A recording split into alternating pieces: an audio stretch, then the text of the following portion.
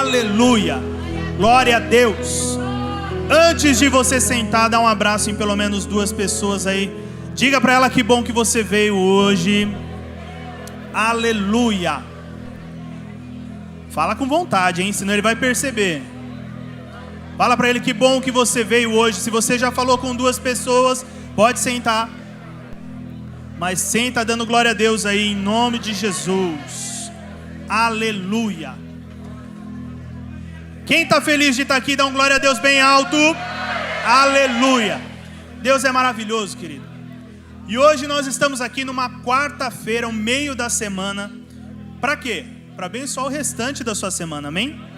Você toma posse disso? A gente está falando sobre sair da crise e hoje o tema é aprenda na crise. Eu quero que você olhe para aquela pessoa que você acabou de abraçar e diga para ela, aprenda na crise. Eu não quero saber se você gosta ou não gosta de olhar para o lado. Eu vou falar para você olhar para o outro lado agora e diga para ele, aprenda na crise. Já avisou ele? Avisa o de trás também, aprenda na crise. Agora que você já avisou todo mundo, fica pronto para receber o melhor de Deus aí. Amém? Quando a gente fala sobre aprender, cada um tem a sua forma de aprender, não é? Se eu perguntar aqui como você costuma fazer para aprender, tem gente aqui que é muito boa para aprender e faz o quê? Anota. Quem aqui é daqueles que anotam? Eu sou dos que anotam. Olha os papeizinhos, caderninho, oh, glória a Deus.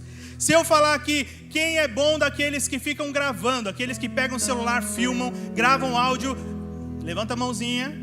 Tem gente que é mais moderna, né? Tecnologia é tudo. Tem gente que usa as 2 coisas juntas, olha só. Tem outras pessoas que para aprender fazem música. Você já viu isso? Já viu? É mais fácil você lembrar de música ou da palavra? Hã? Música, né? Então tem gente que tem a facilidade através da música também. Mas tem gente que se eu perguntasse aqui, hoje a gente vai ter um assunto especial e amanhã a gente vai fazer uma prova. Tinha gente que ia usar a forma de escrever, outros a forma de gravar, outros a forma de pedir para o pastor Fábio ajudar a fazer música para lembrar dos tópicos, mas ia ter gente que ia tentar colar amanhã, é ou não é? Quem é do povo da cola? Assume diante da cruz aí, querido, é a sua chance. É a sua chance de arrependimento. Tem gente que fala lá fora, quem não cola não sai da escola. Mas quando a gente fala sobre aprender na crise, não adianta você colar, que se você colar você não sai da crise do mesmo jeito. Então agora que você já avisou o seu amigo aí do lado, para ele aprender na crise, conta para ele, não vale colar. É importante você aprender. Conta para ele, é importante você aprender. Vamos pensar no seguinte, eu poderia falar de várias pessoas diferentes na Bíblia, porque a Bíblia tem muita gente especial para ensinar para a gente. Hoje a gente vai falar sobre Abrão. Repete comigo bem alto, Abrão. Quando a gente fala sobre Abrão, a gente começa falando sobre Gênesis. O livro de Gênesis é o primeiro livro da Bíblia, sim ou não? Você já aprendeu isso. Se Gênesis é o primeiro livro, você sabe que falando de Abrão, você vai procurar lá no primeiro livro. Só que quando você começa a procurar onde surge Abrão, começa assim, a Bíblia começa falando sobre Adão, sobre Eva, fala sobre Moisés. Fala sobre Moisés já aí? Olha de novo para o seu irmão e fala, não vale colar, vai ter que aprender. Moisés é só em Êxodo, gente, tá todo mundo dormindo, todo mundo reprovado já aqui. Vamos começar de novo. Adão e Eva, depois de Adão e Eva, quem aparece na Bíblia? Noé, gente, pelo amor de Deus. Lembra da historinha do barquinho, dos bichinhos, 2 em 2? Noé. Depois de Noé, a Bíblia conta sobre a genealogia e chega até Abrão. Uma coisa interessante da gente perceber é que se você for pesquisar, tem estudiosos aí que dizem que Noé ainda estava vivo quando Abrão nasceu. Olha o tanto que Noé viveu nessa terra. Só que quando Abrão nasce, Gênesis começa a contar a história dele. E quem é Abrão? É filho de Terá. Repete comigo, Terá. Terá era pai de Abrão. Era um homem muito rico, sim ou não? Sim. Era um homem que morava em Ur. Ur era uma cidade muito bem movimentada, era uma cidade de comércio, era uma cidade que dava toda a condição do povo viver bem na época, e era lá que eles viviam. Se Terá era pai de Abrão, nós sabemos que eles moravam ali em Ur. A Bíblia não fala nada da infância de Abrão, mas fala simplesmente que eles moravam em Ur e já fala que ele saiu de Ur. Mas eu quero comentar uma coisa especial para você. A Bíblia não conta isso tudo, mas se você for a fundo, você vai perceber que Abrão pega ali o seu pai, pega a sua esposa, pega Ló e sai daquela cidade e vai morar em outra cidade. Mas por quê? Vamos pensar o seguinte: Abrão era o primogênito, filho primogênito de Terá, era o primeiro filho. Ele era um bom filho, ele tinha respeito na cidade. Ele se casa com Sarai, mas quando ele se casa, ele pensa em ter filhos. E o que acontece? Sarai era estéril. Repete comigo bem alto: estéril. Você está acompanhando até aí? A gente está falando de quem? Abrão. E Abrão casou com quem? Sarai. E Sarai era o quê? Tá vendo? Eu estou fazendo igual o professor, para você aprender. Quando você fala aí que Abrão casou com Sarai, Sarai era estéril, não tinha filhos, na época era muito pior do que é hoje. Hoje, se uma pessoa não tem filhos, ok, nós conhecemos pessoas que não têm filhos, mas na época o casamento era consolidado com o objetivo de ter filhos. Se não tinha filho, segundo a lei da época, Abrão poderia se separar de Sarai e casar com outra mulher. Por quê? Porque o objetivo era ter filhos. Ou se ele gostasse de Sarai, ele poderia ter uma segunda esposa. Por quê? Porque ele precisava ter filhos. Mas o que Abraão decidiu fazer? Não se casar de novo, não se separar de Sarai. Por quê? Porque ele amava Sarai. Você pode fazer um coraçãozinho assim com a mãozinha fazendo Vamos de novo. Abraão era casado com Sarai. E Sarai era? Abraão podia separar de Sarai, sim ou não? Mas ele separou, sim ou não? Por quê? Ele amava. E como ele amava, ele ficou com Sarai ali, casou com Sarai, mas tinham implicações nisso. A Bíblia fala que existia na época a lei da primogenitura. E o que era a lei da primogenitura? O filho primogênito, ele tinha o dobro da porção dos outros filhos. Abrão era o primogênito. Mas, segundo alguns estudiosos, na região de Ur, era pior ainda o negócio. Não era simplesmente uma porção dobrada, mas na época o primogênito, ele adquiria direitos sobre tudo aquilo que era do pai, e ele cuidaria dos filhos do pai, ou seja, dos seus irmãos. Então aqui, segundo isso, Abraão, quando o pai dele Terá morresse, ele teria direito, teria poder sobre tudo aquilo que era de Terá, e ele cuidaria dos seus irmãos. Mas para isso acontecer, ele tinha que ter filhos. E ele tinha filhos? Não. Segundo a lei da época, se ele não tivesse filhos, o que aconteceria? Ele saía da herança, o próximo filho herdava tudo aquilo e ele saía com nada. E foi o que aconteceu. É por isso que Ló, junto com Abraão, junto com Sarai e junto com Terá, saíram de Ur e foram morar em Harã, porque Abraão não tinha filhos, por isso ele não tinha direito à herança. Isso tudo é o que eu estou dizendo, que alguns estudiosos dizem. Só que o que eles querem dizer com tudo isso? O objetivo aqui de Terá era pegar na mão do filho Abraão, levar Abraão para outra cidade, e através do seu nome, que era forte, porque ele era um comerciante local muito bem sucedido, era mostrar que Abraão poderia ter portas abertas, para que Abraão fizesse riqueza em outra cidade, para que ele tivesse provisão em outra cidade. Quem chegou até aí? Vamos de novo. Abraão era casado com Sarai. Era? Por ser estéril, Abraão tinha direito à herança? Não. Por isso ele foi morar em Harã. Só que a Bíblia conta que eles saíram de Ur, chegaram em Harã, e o objetivo era viverem uma vida diferente lá. Mas Terá, o pai, que ia abrir as portas para Abraão, morre. E é aí que tudo muda na vida de Abraão. Pensa comigo. Ele estava indo para uma outra cidade, onde ele poderia ter as portas abertas, onde ele poderia construir um negócio, pensar num negócio diferente. Mas quando ele chega lá, aquele que seria o indicativo de tudo aquilo que ele faria, aquele que abriria as portas para ele, morre, e ele fica como? Sozinho de novo. Só que aí é no meio de tudo isso que Deus chama Abraão. E aí a gente lê aqui e percebe que Deus já tinha uma intimidade com Abrão. Deus chama Abrão e fala para Abrão que os projetos com ele eram muito maiores. Sabe o que é interessante aqui? Se você parar para analisar essa história, Deus não podia ter contado para Abrão quando ele estava lá em Ur, rico ainda com o dinheiro do pai? Podia. Deus não podia ter contado em Harã quando o pai ainda estava vivo, abrindo as portas para ele? Sim ou não? Sim. Mas tem coisas muito importantes que Deus só nos conta nos momentos mais difíceis que nós passamos. Você tá bem com isso? Tá bem com isso? Pensa nessa questão. Muitas vezes você descobre situações na sua vida aí, nos momentos mais complicados, e você fala: se eu tivesse descoberto isso antes, seria muito mais fácil. Sabe aquela pessoa que pagava ali para ter o seguro do carro, e aí no dia que cortou o seguro, ele parou de pagar, ele falou: não preciso mais de seguro. Ele sai na rua e bate o carro. Já viu situação assim? E aí depois que bateu o carro, ele chega em casa e fala: já sei, vou acionar o seguro. Liga para lá e o cara fala: seu seguro venceu, senhor. Nos momentos mais difíceis é quando você tem aquele detalhe que pode fazer a diferença. Com Deus funciona dessa forma. Muitas vezes Deus guarda informações para soltar no momento certo para Ele, mas que nos apavoram. Olha para aquele amiguinho do seu lado. Tem um amiguinho aí acordado ainda?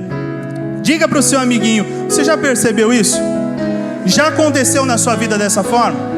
Nos momentos mais difíceis é quando Deus conta alguma coisa diferente. Já aconteceu? Sim ou não? Sim. Vamos de novo na história? Abraão era casado com Sarai, e Sarai era... Vamos, gente, você aprendeu ou não aprendeu? Sarai era estéril, por isso eles saíram de Ur e foram para Harã. Chegou em Harã, quem morreu?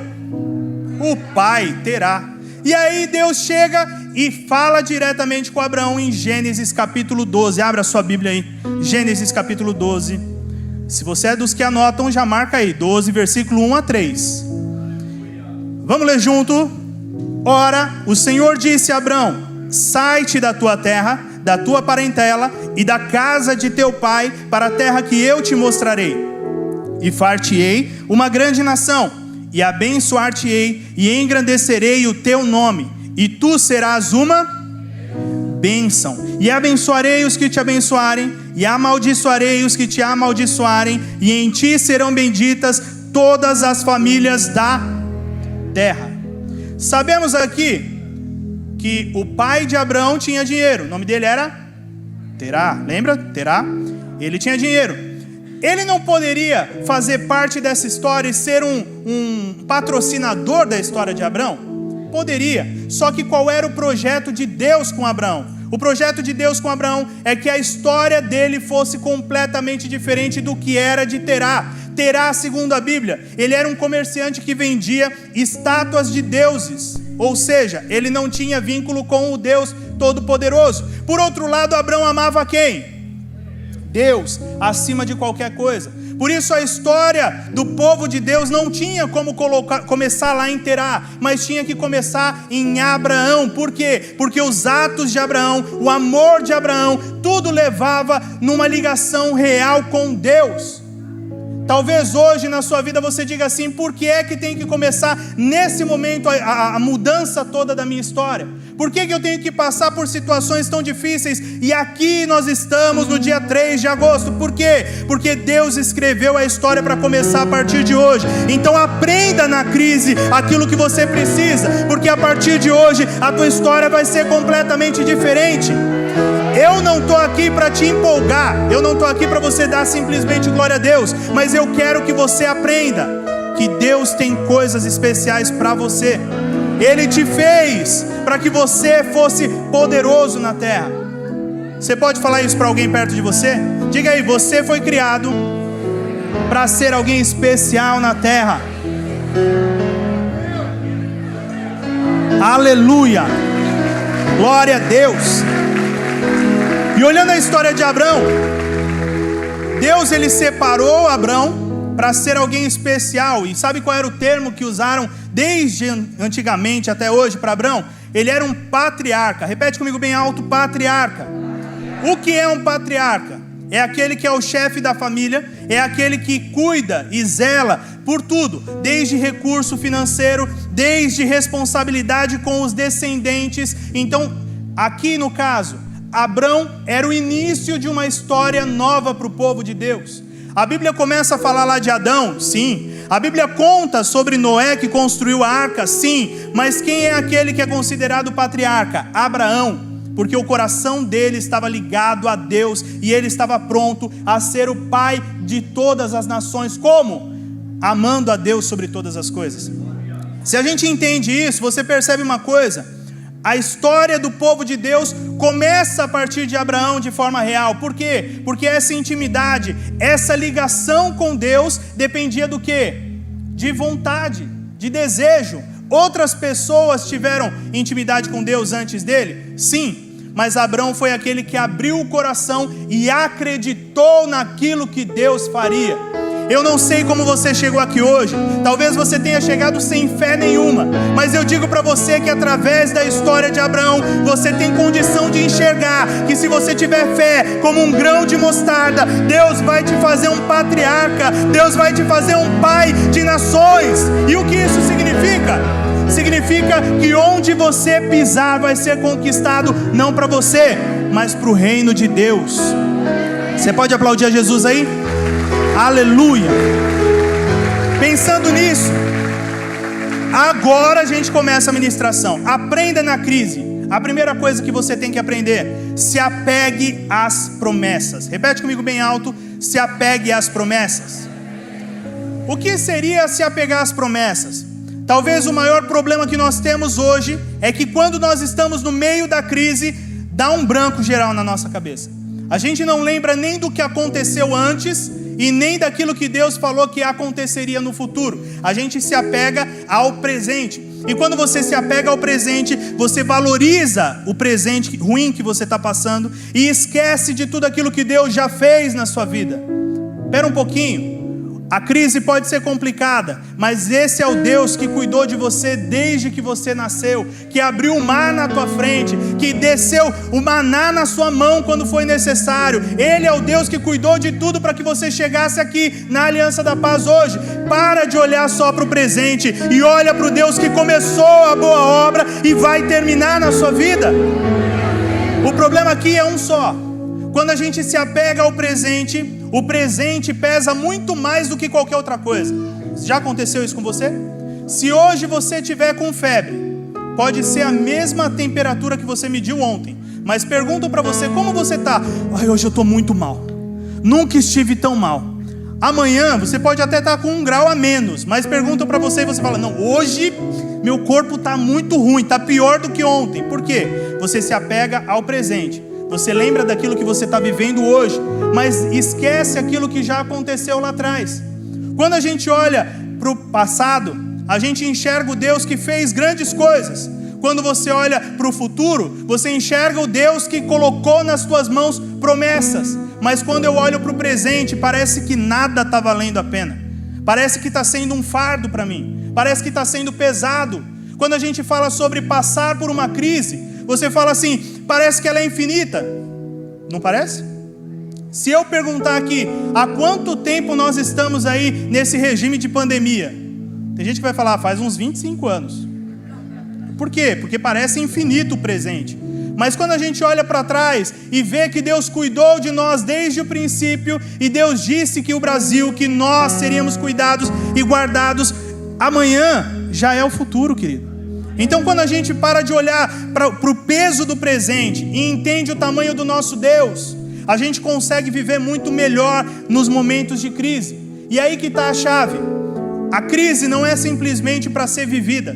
Tem gente que acha assim: se eu entrei num vale, na crise, eu simplesmente tenho que abaixar a cabeça e esperar passar. Não é assim que funciona. Diante de Deus, se você está numa crise, se apegue àquilo que te dá esperança. E o que é que te dá esperança? As promessas que Deus colocou nas tuas mãos. Por quê? Porque promessa não morre, querido. Se a promessa foi liberada sobre você, ela continua viva até a realização. Pensa aqui comigo. Abraão recebeu as promessas aí em Gênesis 12. Ele tinha 75 anos. Quem aqui tem 75 anos para mais? Levanta a mão. Temos algum representante? 75? Não? 75 anos hoje é uma idade de alguém que mudaria de casa e mudaria de estilo de vida por completo? Não. Agora pensa pior. 75 anos seria a idade de alguém que sairia da sua casa, pegaria suas coisas ali, juntaria suas malinhas e falaria assim: eu vou para o lugar que Deus me mostrar. O que ele fez aqui? Ele se apegou às promessas de Deus. Deus disse para ele o quê? Vai e eu vou cuidar de você, e eu vou te abençoar, vou abrir as portas na tua frente, eu vou colocar aquilo que for necessário. E o que ele fez? Se apegou à promessa que Deus tinha liberado. Foi porque ele se apegou à promessa que ele saiu do lugar dele. Vamos ser sinceros, ninguém sai do seu lugar sem acreditar naquilo que Deus tinha liberado. Se eu chegasse para você hoje e falasse: olha, Deus mandou você me dar o seu carro, você ia dar? Glória a Deus. É? Olha, tem gente que está dando glória a Deus. Vou sair agora daqui, vou sair motorizado. Mas a questão aqui é quanto você confia na pessoa que está te falando algo. Sim ou não? Não confie em mim, já aviso, não confie. Mas quando ele tinha um relacionamento com Deus, e Deus colocou palavras para ele, que ele deveria sair e ele deveria viver o sobrenatural, ele não olhou mais para nada. Ele não quis se apegar ao passado complicado. Qual era o passado complicado? O passado complicado é que ele saiu da casa dele e não sabia para onde ia. Ele não quis se apegar ao presente que ele estava vivendo. Qual era o presente? Ele não tinha grandes posses na mão, ele não tinha filhos, ele não tinha uma família, uma parentela perto dele, mas ele se apegou ao futuro, porque o futuro foi colocado por Deus nas mãos dele. Ele se apegou à promessa, e quando você se apega à promessa, você entende e confia, coloca sua fé em Deus e sabe que Ele é quem vai fazer. O ponto aqui é muito simples. Aplauda Jesus aí. Aleluia. Se apegar às promessas está totalmente ligado a conhecer e acreditar naquilo que Deus tem para mim. Olha para a pessoa do seu lado, essa pessoa linda e cheirosa que você já falou várias vezes. Fala mais uma coisa aí para ela. Quando eu me apego às promessas, é porque eu confio naquele que liberou a promessa. É fato? Só que pensa comigo, quando a gente fala sobre Deus, sobre Jesus, promessas de Deus, talvez pareça uma coisa meio distante. Vou colocar nos dias de hoje para você entender. Eu tenho 2 filhas e elas são pequenas, mas toda vez que a gente passa na frente do cinema, a nossa família tem o hábito de ir muito no cinema. E aí o que elas fazem? Sai um desenho novo, elas chegam junto e vão no chaveco. E aí, pai, quando que a gente vai no cinema para assistir aquele desenho e tal? E elas sabem que a minha resposta, aquilo que eu posso falar para elas, pode ser 2 coisas diferentes. Se eu falar, vamos tentar, significa o quê? Não. Eu quero falar com os pais e mães de plantão. Quando você fala, a criança pediu alguma coisa, insistiu, você falou, vamos tentar. Ou então você fala, a gente compra na volta. O que significa? Não vai rolar. Não vai rolar. Eu vou dar uma enroladinha, vou falar que sim, quando elas esquecerem, passou. Mas elas já pegaram a manha. A minha menor tem 5 anos e ela já entendeu. Quando eu falo, vamos tentar, ela já fala, ah não, pai. Ah não, por quê? Porque ela quer o meu sim. Ela entende que se eu prometer alguma coisa para ela, no momento que for, eu vou cumprir isso, porque sou eu. Falho, cheio de problema na minha vida, mas quando eu disser para ela, nós vamos, eu vou dar um jeito. Algum momento do dia, mesmo que seja uma semana corrida, em algum dia que sobrar aí um dinheirinho, eu vou pegar elas, vou colocar dentro do cinema e a gente vai assistir o filme. Por quê? Porque elas confiam naquele que liberou a promessa para elas. Se elas, como crianças, acreditam no Pai, por que nós temos dificuldade de acreditar nas promessas liberadas por Deus? Se Deus falasse pra gente, ó, eu vou tentar ver um futuro legal para você, aí é enroscar. Mas com Deus, Ele nunca fala mais ou menos, Ele nunca fala vou comprar na volta, Ele sempre fala sim ou não. E se Ele falou sim, querido, se apega à promessa e corre pro abraço. Talvez pareça uma coisa muito distante, mas quando nós recebemos uma promessa de Deus, A gente entende de verdade que nós conhecemos o nosso Deus pelo quê? Pela soberania dele, pelo poder dele, pela autoridade dele. E se ele disse que vai fazer, ele vai fazer. E cabe a mim o quê? Correr atrás e ver o sobrenatural acontecendo. Só que eu tenho que me apegar às promessas para resistir à crise. Não é assim que funciona? Se eu falar para você, daqui a 2 dias vai acontecer tal coisa, eu vou aqui te trazer um carro novo e tal, você vai ter que aguentar 2 dias, não vai? Mas aquela promessa se cumprindo, você vai saber que tudo aquilo que foi falado foi concretizado. Com Deus funciona assim. Você pode estar num período de crise, mas se você se apegar à promessa, você sabe que o final vai dar tudo certo. Existe uma frase que eu anotei e já falei isso 2 vezes e não vou esquecer nunca mais. Fé não é crença de que Deus fará o que você quer, mas de que Ele fará o certo. Eu vou repetir. Fé não é crença de que Deus fará o que você quer, mas de que Ele fará o certo. Essa frase é do Max Lucado. E o que quer dizer isso? Muitas vezes a gente coloca fé em Deus e coloca assim: Deus, eu me apego em fé que o Senhor vai fazer o que eu quero. Mas não é isso que a Bíblia diz. A Bíblia diz que segundo a fé que nós investimos em Deus, Ele cumpre o querer dEle na sua vida. E aí que está a diferença. Talvez hoje você olhe para isso e diga: eu quero hoje, eu quero, e se joga no chão, rola, grita. Mas Deus olha para você e fala: é amanhã o dia, não vai ser hoje.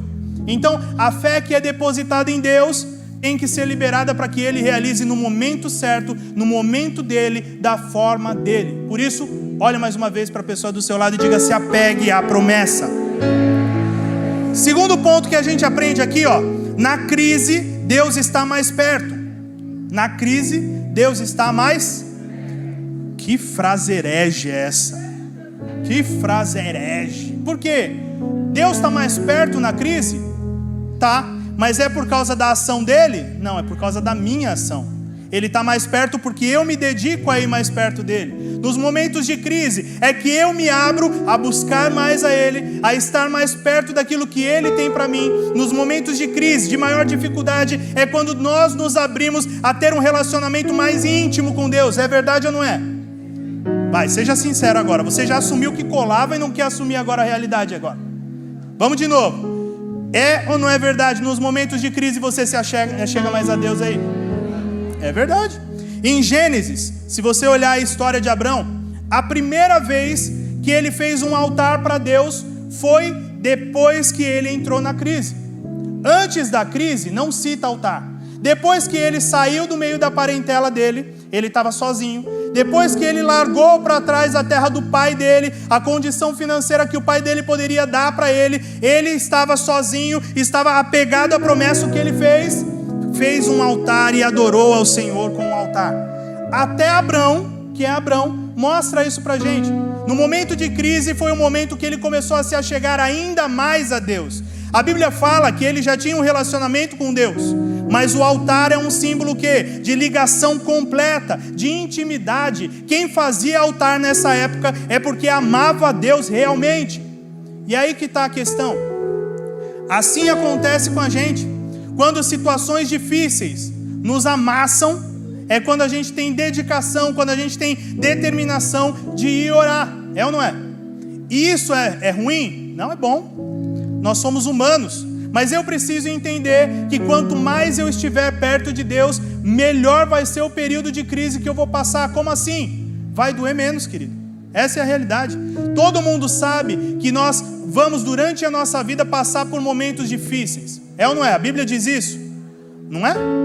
Deus nos guardaria, Jesus veio, nos protegeu, mas Ele pede o quê? Ao Pai? Que nós estivéssemos guardados e protegidos aí, durante o período que nós estivéssemos na terra. E aí é que está a questão. Crise nós vamos passar, mas como é que eu vou passar na crise? Depende de mim. Se eu estou disposto a estar mais perto de Deus, automaticamente eu estou disposto a viver com Ele, comandando a minha vida e guiando os meus passos. Você pode dar um glória a Deus por isso? Quando Jesus, olhando pela Bíblia, quando Jesus foi crucificado, foi talvez o pior momento ali para aqueles apóstolos, para aqueles discípulos. Foi um momento de maior pressão, maior crise, para aqueles discípulos. Mas o que a Bíblia diz que aconteceu? Jesus foi crucificado e na sequência a igreja primitiva surgiu, cresceu, se estabeleceu e houve um boom de salvação de vidas, de proclamação do evangelho. Por quê? Porque nos momentos maiores de crise é que nós andamos mais perto de Deus. Quando os apóstolos perderam a visão física de Jesus, eles se apegaram com o coração em Deus. E automaticamente o que aconteceu? Deus começou a reagir em tudo aquilo que eles colocavam a mão. Havia multiplicação, havia cura, havia transformação, havia salvação. Por que nós temos que nos apegar a isso? Talvez nós estejamos no pior momento da nossa crise. Nunca aconteceu uma crise tão ruim pessoal. E aí o que eu faço? Se eu estiver próximo de Deus, aquilo que aconteceu com os discípulos na igreja primitiva vai acontecer comigo. Quando eu estender a mão, vai haver cura. Quando eu determinar algo, vai acontecer. E Jesus vai se manifestar onde quer que eu vá. Você entendeu? Quanto mais eu estiver perto de Deus, mais facilidade vai acontecer de que coisas grandes aconteçam. E a história de Abraão mostra isso pra gente detalhadamente, ó. Eu contei pra você que ele saiu de Ur e foi para onde?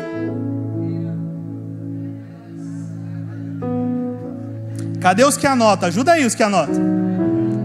Vamos voltar. Abraão era casado com Sarai. Sarai era o quê? Estéril. Eles moravam onde? Ur. E quando eles saíram de Ur, eles foram para onde? Arã. Olha aí, chegaram, hein? Depois que saíram de Arã, Terá morreu, eles saem de Arã, e a Bíblia diz que Deus diz assim para Abraão: vai andando e eu te mostro para onde ir. E ele foi andando ali com a esposa, que era Sarai, estéril, isso aí. E aí eles foram andando até que chegou um lugar que Deus falou: aqui. Ele se assentou ali, montou a tenda, começou a morar ali, mas na sequência, sabe o que aconteceu? Aquela região começou a passar fome. Quando eles falam de passar fome, provavelmente era uma seca da braba mesmo. Aquela que não tinha como plantar alguma coisa e comer. E a região toda começou a ter dificuldade. As pessoas ali começaram a passar fome pesada. E o que Abraão fez? Pegou as coisas dele e foi para o Egito. Quando ele chega no Egito, acontece uma série de situações, mas a gente pode ver aqui claramente em Gênesis que quando ele chega com quase nada, e quando ele sai, a Bíblia diz que ele volta muito rico em gado, prata e ouro. O que eu quero dizer com isso? Foi a pior crise que ele podia passar. Ele já não tinha família, ele já não tinha o pai, ele já não tinha uma casa de verdade, ele estava ali no Egito meio de passagem, já não tinha recurso. Era a pior crise, sim, mas ele estava tão perto de Deus que quando ele volta para casa, ele volta com muito gado. Gado na época era uma das maiores riquezas que tinham na região, e ele volta com muito. A Bíblia dizer que ele tinha muito gado é sinal de que ele se tornou muito rico. Além do gado, a Bíblia fala que ele tinha muita prata e muito ouro. Você conhece alguém que tenha muita prata e muito ouro? Dá uma perguntada aí para a pessoa do seu lado: você tem muita prata e muito ouro? Tem? Porque se tem que compartilhar. É família. Família é família. Tem ou não tem? Tem gente que está escondendo a carteira, gente. Não precisa. A gente acredita. E aí o que acontece? Quando você percebe que ele volta com muito gado, e muita prata, e muito ouro, isso mostra pra gente o quê? Que a crise, a pior crise que ele passou, fez com que ele crescesse em abundância. Por quê? Porque ele estava perto de Deus. Eu vim aqui te dizer o seguinte: eu não sei qual é a crise que você está passando. Hoje pode ser frieza espiritual, pode ser inconstância, pode ser enfermidade, pode ser depressão, pode ser o que for. Mas se você estiver perto de Deus, quanto pior a crise, mais resultado você vai ter em Deus. O que isso quer dizer? Aguenta, porque daqui a pouco você vai ver o muito chegando sobre a tua vida. Segura a onda, se apega às promessas, esteja perto de Deus, porque logo mais você vai enxergar o muito de Deus sendo derramado sobre você. E assim como Abraão, a gente lê hoje e fala como aconteceu. As pessoas vão te perguntar como aconteceu, e você vai poder dizer: eu agarrei em Deus durante o meu processo, e por isso eu vivi o sobrenatural. Você pode aplaudir a Jesus? Aleluia! Glória a Deus! Independente da crise que te afeta hoje, está nas suas mãos como você vai passar por ela. A terceira coisa que a gente aprende aqui: há beleza na noite. Repete para mim: há beleza na noite. O que isso significa? Existem situações de crise que nos afetam, e isso é normal. Mesmo você conhecendo a Deus, mesmo você sendo muito crente, existem coisas que ficam travadas no seu coração, e no momento de crise você fica chateado, você fica pensando se é real mesmo tudo aquilo que Deus falou, você começa a duvidar se aquilo vai acontecer ou não vai, e é exatamente esse o ponto. Nós podemos associar a crise com a noite nas nossas vidas. Quando chega a noite, o que parece? Que já não tem mais brilho, que já não tem mais alegria, parece que tudo fica mais triste, fica mais difícil, é ou não é? Durante o dia, se eu falo para você aquele sol lindo, você sai de casa sorrindo, feliz e tudo mais. Quando vai chegando a noite, o pôr do sol, qual é a vontade que você tem? Qual é a vontade que você tem?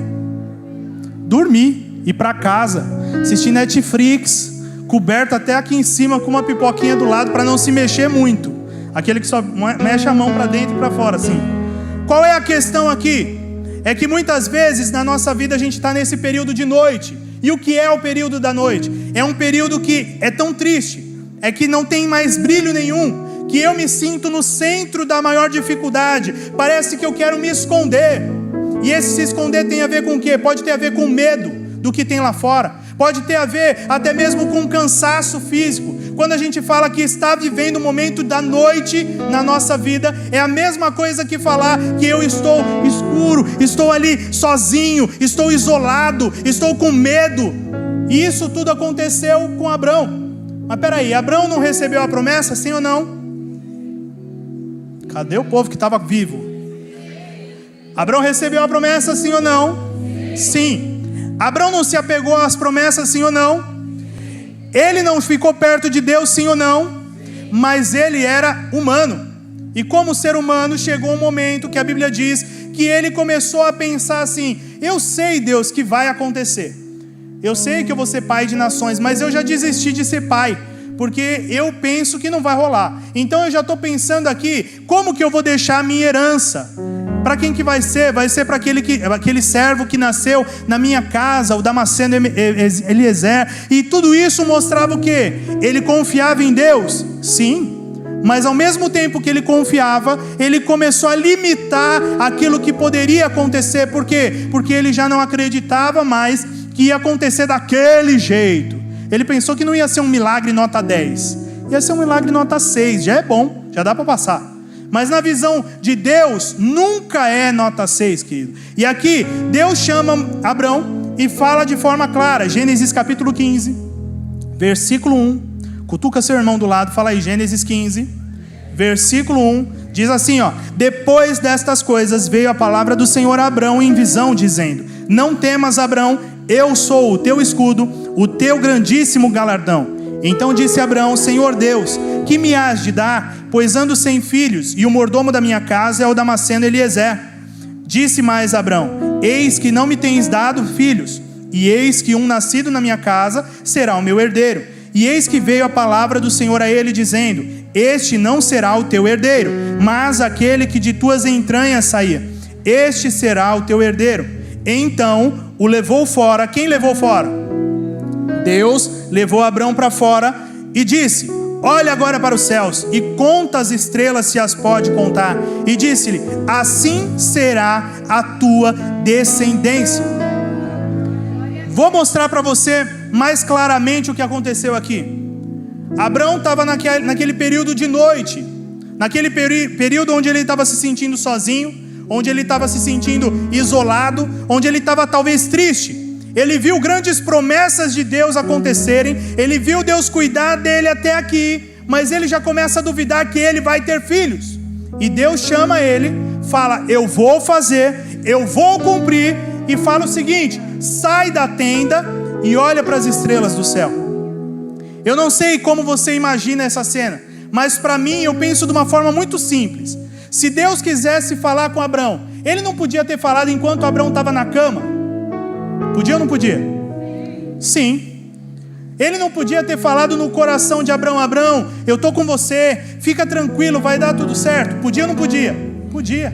Mas ele faz Abraão sair de dentro da tenda, ir para o lado de fora, para poder olhar como estava o ambiente lá fora.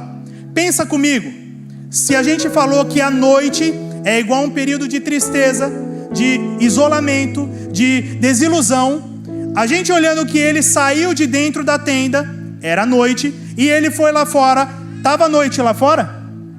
Estava escuro lá fora. Então o que Deus quis mostrar para ele? A noite continuava lá, a escuridão continuava lá, aquela sensação podia continuar a mesma. Mas Deus fala para ele: agora que você viu tudo isso, olha para os céus, olha as estrelas que eu coloquei lá, elas são o símbolo que eu prometi algo para você e que eu vou cumprir. Isso daqui é a sua descendência, isso daqui é a realização daquilo que eu disse para você. Eu não sei como está a sua vida hoje, talvez seja o período mais escuro, de maior tristeza, de maior desilusão, mas hoje é hora de você sair da sua tenda e olhar para o céu, porque as estrelas no céu mostram que Deus continua com você. Aquele Deus que disse que faria, Ele vai fazer. A escuridão lá fora continua a mesma, a noite lá fora continua a mesma, mas as estrelas mostram que Deus continua com você. Aleluia.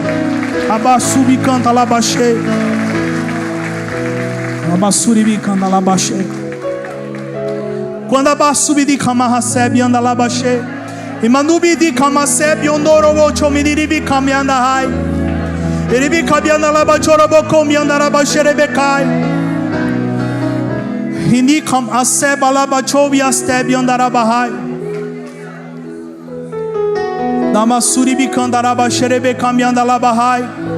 O Espírito Santo me mostra que dia chebe anda lá bachorobocô, corações sendo tocados agora. Talvez você esteja dentro da sua tenda aí, pensando: Deus, isso é lindo, mas eu não sei como é. Então sai da sua tenda, querido. O Espírito Santo está tocando no seu coração agora. Você está sentindo queimar no teu coração. E por quê? Porque as promessas já foram liberadas sobre você, elas já são suas. Agora é hora de sair da tenda, de acreditar e tomar posse daquilo que é teu. Aleluia. Há beleza na noite também. É na noite que Deus pode mostrar o tamanho da grandeza dele. É na noite que Deus pode mostrar o número de estrelas que estavam no céu ali para ele. Quando ele olhasse para o céu, não era para pensar simplesmente: olha quantas estrelas bonitas, mas era a resposta da dúvida que ele estava no coração.